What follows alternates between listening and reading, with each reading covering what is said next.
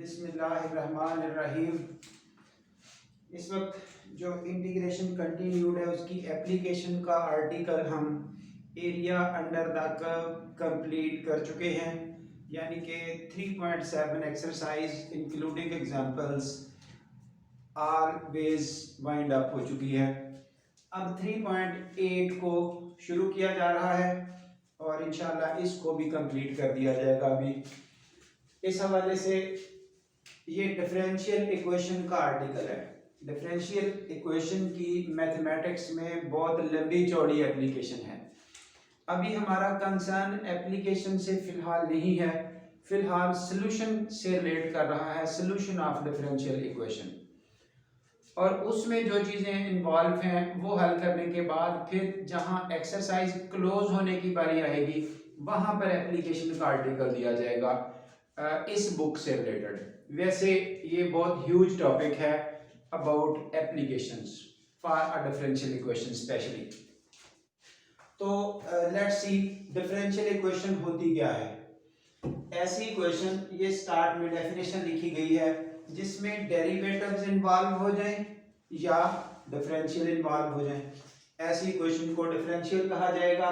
तो definition written form में available है। दो एग्जांपल्स दी हैं, एक डेरिवेटिव इन्वॉल्विंग और एक डिफरेंशियल इन्वॉल्विंग। डेरिवेटिव और डिफरेंशियल का इतना ही फर्क है, यानी कि डेरिवेटिव होता है with respect to some independent variable. Dependent variable का derivative with respect to independent, जैसे dy by D x means y का derivative with respect to x, dy by d t y का derivative with respect to t, dx by d t, dh by d t etcetera. ये कुछ भी links आपके सामने आ सकते हैं दो वेरिएबल्स के साथ। और अगर डिफरेंशियल कहा जाएगा तो just d like this, d of y d of x।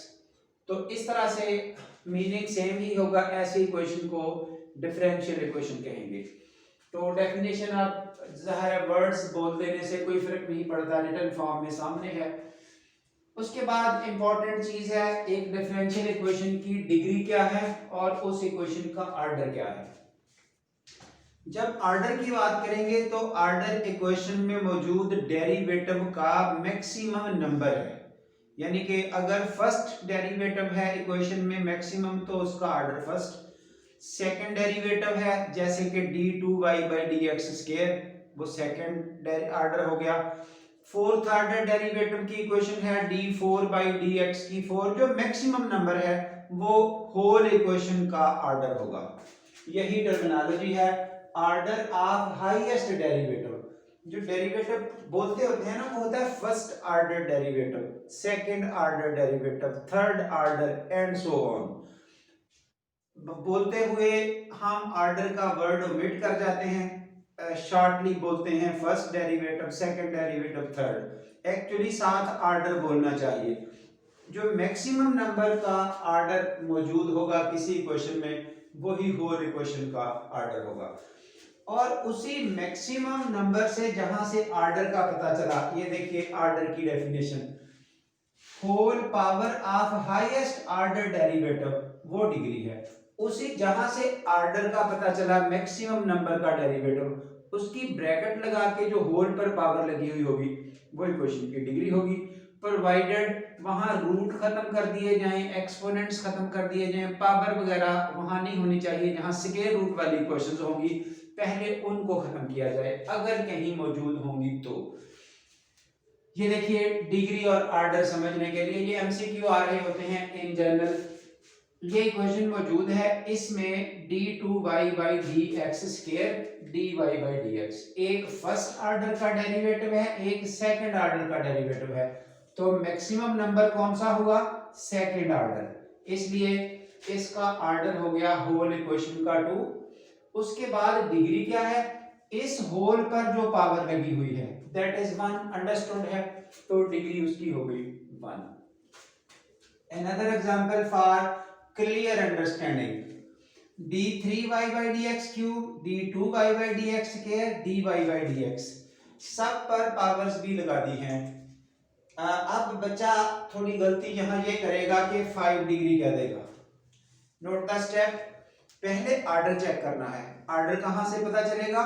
जो डेरिवेटिव का मैक्सिमम नंबर है, ये है फर्स्ट डेरिवेटिव, ये है second derivative, it is third derivative, लिखा जहां मर्जी हो। तो मैक्सिमम डेरिवेटिव का नंबर यहाँ थर्ड है, थर्ड ऑर्डर डेरिवेटिव, इसलिए होल इक्वेशन का ऑर्डर 3 है। अब जब डिग्री की बात करेंगे तो इसी पर चेक करना है, ये जिस जगह से हमें इसके ऑर्डर का पता चला थर्ड मैक्सिमम था, उसकी जो ग्रुप पर पावर होगी whole, so it is degree. तो इस तरह से ऑर्डर 3 डिग्री 2, इसको नहीं देखना, इसको नहीं देखना, पहले ऑर्डर फैसला करेगा, फिर ऑर्डर के साथ ही जो होल पावर होगी वो डिग्री फैसला करेगी। इस तरह किसी भी डिफरेंशियल इक्वेशन का ऑर्डर या डिग्री से रिलेटेड क्वेश्चन एमसीक्यू पूछा जा सकता है। एक और एमसीक्यू इससे भी इंपॉर्टेंट होता है, जब हम इक्वेशन को सॉल्व करते हैं तो फर्स्ट ये सॉल्यूशन का मीनिंग देखें क्या होता है। Solution of a differential equation means, हमें यहां कहा जाएगा सॉल्व द डिफरेंशियल इक्वेशन। किसी डिफरेंशियल इक्वेशन के सॉल्यूशन का मीनिंग होगा वहां से डेरिवेटिव या डिफरेंशियल रिमूव कर दिए जाए, हटा दिए जाएं। किस तरीके से हटाए जाएंगे वो हम जब काम शुरू करेंगे तो उस वक्त पता चल जाएगा, सब कुछ डिस्कस हो जाएगा, क्लियर सेटल। यहाँ यानी कि डेरिवेटिव और डिफरेंशियल्स को खत्म करना है, किस तरीके से खत्म करना है वो अभी सामने आएगा। फिलहाल सॉल्यूशन के वक्त एंड पे पहुंच के हम एक कांस्टेंट ऑफ इंटीग्रेशन जो रूटीन में हर इंटीग्रेशन के एंड पर ऐड करते हैं, डेफिनेट इंटीग्रल को छोड़ के, तो वो यहां भी ऐड किया जाएगा। क्वेश्चन आ जाता है एमसीक्यू के जिस ऑर्डर की वो इक्वेशन है उसके साथ यूं बताया जाता है कि एक इक्वेशन डिफरेंशियल थर्ड ऑर्डर की है, एंड पे आर्बिट्रेरी कांस्टेंट्स कितने होंगे, जिस ऑर्डर की इक्वेशन है सॉल्यूशन के बाद उतने ही वहां कांस्टेंट ऐड किए जाएंगे। 1-1 करस्पॉन्डेंस होती है between order of an equation, यानी कि order of a differential equation and number of arbitrary constants. कभी ये होता है कि if solution contains 7 constants then order of the differential equation was, जिसको ये हल किया गया तो वो भी 7। ये चीज आपको नोट इस हवाले से हेल्प आउट करेगा। तो अब हम आ रहे हैं solution of the differential equation के हवाले से। एक्सरसाइज 3.8 ये इंशाल्लाह अब वाइंड अप कर दी जाएगी, इसके ऑल क्वेश्चंस कंप्लीट हो जाएंगे जितनी इंटीग्रेशन हम पढ़ चुके हैं। यहाँ इंटीग्रेशन ट्रबल क्रिएटर है ही नहीं, यानी कि जो हम बात करते आ रहे हैं ना कि इंटीग्रेशन से बच्चा डरता है, हवा समझता है कि पता नहीं ये क्या चीज है, क्योंकि स्टार्ट ही नहीं करता। एक्चुअली एक्सरसाइज ये लास्ट वाली है, अब किसी की सोच भी नहीं होगी कि लास्ट वाली एक्सरसाइज सॉल्व करने के लिए हमें कितने फार्मूले पढ़ने होंगे, क्योंकि तमाम चैप्टर गुजर चुका, तमाम चैप्टर गुजरते गुजरते उसमें से कितनी हैवी टाइप की इंटीग्रेशन गुजरी, कितने फार्मूले गुजरे, अगर वो पढ़ेंगे तो काम होगा, तो आंसर नो। यहां पर तो जितनी बात की गई है कि हमने एक आध फार्मूला पढ़ा है टोटल, एक वो tan इनवर्स वाला पढ़ा है, बस अब ये एक्सरसाइज क्लोज हो जाएगी। जैसा कि 3.7 टोटली खत्म हो चुकी, 3.8 आप देखते जाइए, इंटीग्रेशन तो बिल्कुल ही माइनर लेवल की है। तो काम क्या है फिर यहाँ, note the things. First order की यहाँ डिफरेंशियल इक्वेशंस दी हुई हैं, उनको सॉल्व करने के मेथड्स बहुत ज्यादा हैं, लेकिन यहाँ पर कौन सा मेथड दिया हुआ है, just single method, variable separation. हमारा सारा काम दो वेरिएबल्स को सेपरेट करने के लिए है, सारा टाइम दो वेरिएबल्स को अलग अलग करने पे लगेगा, जो भी थिंकिंग है उसी पे लगानी है। इंटीग्रेशन बिल्कुल बेसिक लेवल की, डे 1 वाली, ज्यादातर क्वेश्चन में यही होगी। चलिए जी देखिए आप वेरिएबल कैसे सेपरेट होंगे। ये क्वेश्चन है, हमें कहा गया सॉल्व दिस डिफरेंशियल इक्वेशन, तो इसमें पहला स्टेप जो dy और dx हैं, ये दो वेरिएबल आपको मौजूद मिलेंगे, एक डिपेंडेंट एक इंडिपेंडेंट, यानी कि एक का डेरिवेटिव दूसरे के रिस्पेक्ट, जिसका डेरिवेटिव लिया गया वो डिपेंडेंट, जिसके रिस्पेक्ट लिया गया वो इंडिपेंडेंट। अब ये मैटर नहीं करेगा, आपने डिपेंडेंट इंडिपेंडेंट के वर्ड्स छोड़ देने हैं। ये भी सिर्फ एक एमसीक्यू बात हो रही है कि अगर कोई कहीं भी पूछ ले तो आपको इनका अंदाजा हो कुछ हद तक।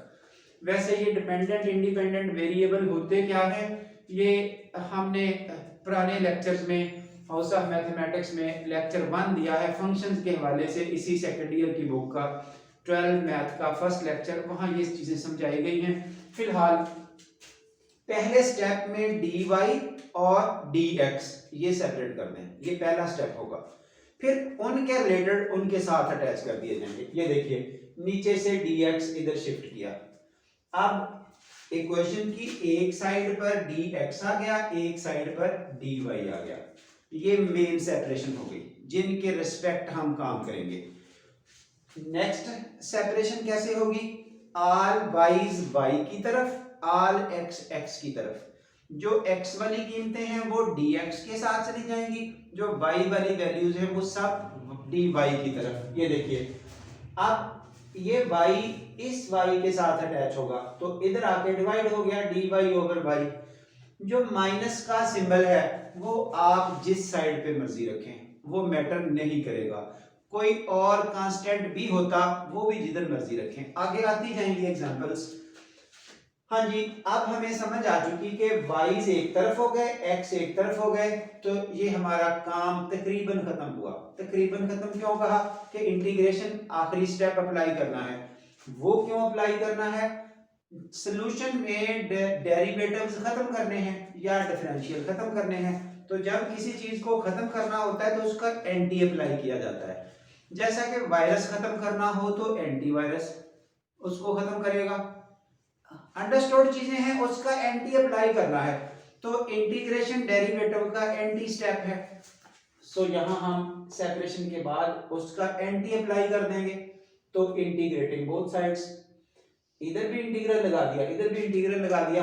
अब ये y ऊपर शिफ्ट होके -1 बन गया। यहां से जो इंटीग्रेशन का काम है वो डे 1 वाले इंटीग्रेशन, वेरी बिगिनिंग। जब -1 पावर हो तो ln y, इस साइड पे माइनस ये d और इंटीग्रल खत्म होके x और प्लस c। यहां तक आपका काम खत्म हुआ। ये आपका आंसर आ चुका इन केस ऑफ सॉल्यूशन। ये कुछ ना सेपरेशन और दी हुई है, यानी कि बुक वाले आंसर्स अटैच करते करते बच्चा थक जाता है। क्लोज कर दे, यहाँ पर ये सॉल्यूशन हो चुका। हाँ, अब मैं बुक वाले आंसर्स बगैर देखे बताने की कोशिश करूंगा, जिसमें ज़ाहिर है इस वक्त जब करंट स्टेटस होता है तो बच्चे के सामने बुक मौजूद है, चेक कर ले। पेपर डे बुक सामने नहीं होगी, उस वक्त फिर हमें कैसे जजमेंट होगी कि हम क्या करेंगे, वो भी साथ बात हो रही है। जहां कहीं लॉग वाला आंसर एंगेज हो जाए, आंसर में क्रिएट हो जाए, वहां आप कांस्टेंट ऑफ इंटीग्रेशन भी लॉग वाला ऐड कर दिया करें। ऑल आंसर्स आपके बुक से टैली हो जाएंगे। हाँ जी, log of y equal to this, तो ये इस वक्त log ऑफ x ऐड किया c की बजाय, ये यहां से यूं शुरू हुआ इधर, ये log c इधर शिफ्ट किया माइनस हो गया, उसके बाद ये log of m over n की प्रॉपर्टीज नोट करें। बहुत दफा हो चुकी हैं, log of m over n, log m minus log n, reverse आएंगे तो ये हो गया, तो ये log of y over c। उसके बाद यहाँ एक स्टेटमेंट है, ये स्टेरेट के सामने देखिए, इस log को खत्म करना है। जितना इसका बेस है वो दोनों तरफ ऐसे एक्सपोनेंट लगा देना है। ये मैंने 2-3 एग्जांपल्स दी हैं। ये देखिए 10 बेस है तो इधर 10 की पावर, इधर 10 की पावर, ये इतना हिस्सा खत्म, रिमेनिंग इज x। ये 2 बेस है इसकी, तो इधर 2 की पावर और उधर भी 2 की पावर, इधर x रह गया, ये log 2 टू दी बेस 2 खत्म हो गया। ये जहां ln आता है तो अंडरस्टूड है e बेस है, तो e की पावर, ये log और e खत्म हुआ, x equal to e cube etcetera. ये इस तरह से इस log को वैनिश करने का तरीका है। अब यहाँ क्या हुआ, इधर भी हमने e की एक्सपोनेंट अप्लाई की तो इधर भी ये आपस में खत्म हुआ, remaining is y over c। ये statement e raise to power minus x, यहां से y इक्वल टू दिस। अब बुक पर ये आंसर मौजूद है, आप यहां ड्रॉप कर दें, नो मैटर, यहां पहुंच जाए, वेरी गुड, क्योंकि इस तरह की चीजें सीख जाएगा बच्चा किसी भी स्टेज पे मैथमेटिकली। टेंशन नहीं होगी, कोई एमसीक्यू एंट्री टेस्टों में डिस्कस करने पड़े तो देन ये बातें मैटर नहीं करेगी, बच्चे को ये काम करना आता होगा। फिलहाल बोर्ड लेवल तक डजंट मैटर। नेक्स्ट क्वेश्चन देखिए, X D Y by D X. पहले ही dy और dx सेपरेटेड हैं पहले स्टेप के। अगला क्या है, y की तरफ, x की तरफ, माइनस का सिंबल जिधर मर्जी रखें। उसके बाद इंटीग्रेटिंग बोथ साइड्स, इंटीग्रेशन बिल्कुल वही फर्स्ट लेवल की, आगे सॉल्यूशन मौजूद है, सेम सेटअप। हाँ जी, इधर आ जाएं, dy ओवर dx नंबर 4। ये देखिए dy इधर है, इस dx को इधर शिफ्ट करें, तो इधर शिफ्ट कर दिया dx, dy dx दोनों सेपरेट हो चुके। फिर y वाली तमाम वैल्यूज dy की तरफ, x वाला सब कुछ x की तरफ। तो ये y उधर जाएगा, ये इधर शिफ्ट हो गया। बाकी ये ग्रुप पहले ही x वाला है, वेरिएबल सेपरेट हो चुके, इधर भी इंटीग्रल इधर भी इंटीग्रल सेपरेट करते हुए। अब इंटीग्रेशन फर्स्ट लेवल की है, उस पे मैं अब शायद बात नहीं कर रहा क्योंकि मुझे सिर्फ वेरिएबल सेपरेट करके बताने। अब इसकी मैं इंटीग्रेशन क्या बताऊं, 1 का इंटीग्रल x हो गया, इसका x की 2/2 हो गया, इसका y की 2/2 हो गया। ये बताने वाली अब चीजें रही नहीं है अगर कोई जरा सा भी इनको मेंटेन कर रहा है। तो जो डराने वाली चीजें हैं वो तो हैं बिल्कुल माइनर, बच्चों वाली, डे 1 वाली। डराने वाली चीजें यानी कि इंटीग्रेशन, उससे ही डर रहे हैं ना। असल काम तो अब कुछ और है, वेरिएबल सेपरेशन है, ग्रुप्स बनाने हैं। सो नोट करते जाइए। देखिए क्वेश्चन वाइंड अप हुआ, यहाँ ये 2 से मल्टीप्लाई किया एलसीएम, तो ये 2c हो गया। अब c भी कांस्टेंट है, 2c भी कांस्टेंट है, इसका कोई भी नाम रख दें, जस्ट c रख दें या c डैश रख दें, ये चीज मैटर नहीं करेगी। क्वेश्चन नंबर 5 है dy ओवर dx। हाँ जी, यहां से dy इधर, ये dx इधर शिफ्ट हुआ, ये आ गया। अब x वाली वैल्यू इस x के साथ अटैच होगी, y उधर जाएगा, dy over y 1 over x square. Integrate भी कर दिया, नीचे से ऊपर भी शिफ्ट कर दिया दोनों साइडों पे। अब इसकी इंटीग्रेशन log ऑफ दिस, क्योंकि -1 पावर है, इसकी इंटीग्रेशन तो -2 में जब एक ऐड करेंगे आपको -1 मिलेगा, तो -1 ओवर -1। log वाला सॉल्यूशन आ गया, इसलिए कांस्टेंट भी log वाला ऐड कर दिया। जो ये डिस्कशन है ये पिछले पार्ट में भी बताई जा चुकी है। हाँ जी, वन मोर, क्वेश्चन नंबर 7 देखिए, x dy y dx। Variable सिर्फ ये x वाला ग्रुप पहले इधर शिफ्ट कर दिया, उसके बाद ये y वाली वैल्यू y की साइड पे, x वाली वैल्यू x की साइड पे, पार्टीशन कर दी, सेपरेशन कर दी, सॉल्यूशन इज देयर। इसी तरह से ये एक और क्वेश्चन है नंबर 6, ये जरा ट्रिग्नोमेट्री से रिलेट कर रहा है। sin y कोसेकेंट x, इस कोसेकेंट को नीचे शिफ्ट किया sin x, dy dx नीचे से इधर शिफ्ट कर दिया। अब dx dy अलग हो चुके, इधर से sin x उधर शिफ्ट हुआ। अब दोनों तरफ इंटीग्रेशन, एक तरफ sin y है, एक तरफ sin x है। ये देखिए cos का डेरिवेटिव माइनस sin, तो sin का इंटीग्रल माइनस cos। कितने ही क्वेश्चंस में ऑलरेडी ट्रिग्नोमेट्री में हो चुका। जिस बच्चे को अंडरस्टैंडिंग नहीं है तो वो sin cos वाली इंटीग्रेशन चेक कर लें, हमने थंबनेल पे दिया हुआ है कि जहां पे ये sin और cos दो की इंटीग्रेशन मौजूद है, वहां से अंडरस्टैंड कर लें। Otherwise minus cos y minus cos x plus c। तो इस तरह से इंटीग्रेशन का लेवल आप देख चुके हैं, ये बिल्कुल मैटर नहीं करेगा। बाकी हम इंशाल्लाह कंटिन्यू रखेंगे, 7th क्वेश्चन तक हो चुके। नेक्स्ट लेक्चर में हमारे 8, 9 and so on up to end of the exercise ये सिलसिला कंटिन्यू रहेगा। Thank you very much.